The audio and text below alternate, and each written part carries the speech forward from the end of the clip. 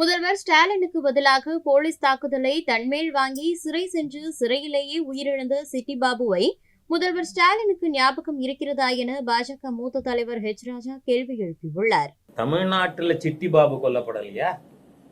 இன்னைக்கு ஸ்டாலினுக்கு அதை பத்தி கவலை இல்லை. தம் பையன் உதயநிதிக்கு பதவி வந்தா போதும். உங்க கட்சியில முன்னணி தலைவரா இருந்து உங்களை அடிக்கிறத தான் குறுக்க புந்து அந்த அடியை வாங்கி செத்து போனானே ஒருத்தான். அந்த சிட்டி பாபு ஞாபகம் இருக்கா?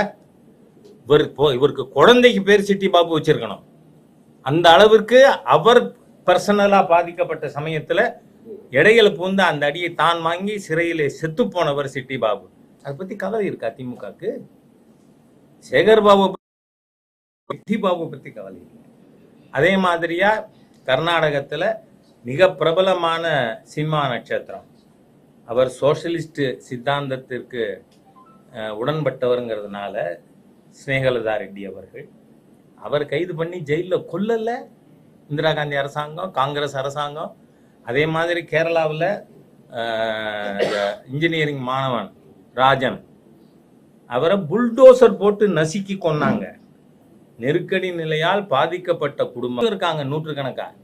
கை இழந்தவர்கள், கால் இழந்தவர்கள், கண் இல்லாம.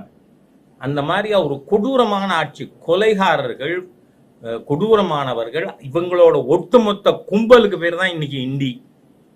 அந்த அளவிற்கு மிக மோசமான ஜனநாயக விரோத சர்வாதிகார எலிமெண்ட்ஸ் கூடியிருக்கிற ஒரு அமைப்பை பற்றி மக்கள் எச்சரிக்கையோடு இருக்கணும். அதுக்காக தான் இன்றைய தினம் இது, அதுவும் 50வது ஆண்டு இந்த நாட்டில் ஜனநாயகம் கொல்லப்பட்டு குற்றுயிரும் கொலையுருமாக 18 மாதங்கள் இருந்த ஒரு சூழ்நிலையை. செய்திகளை உள்ளது உள்ளபடி தெரிந்து கொள்ள ரெஃப்ளெக்ட் நியூஸை சப்ஸ்கிரைப் பண்ணுங்க.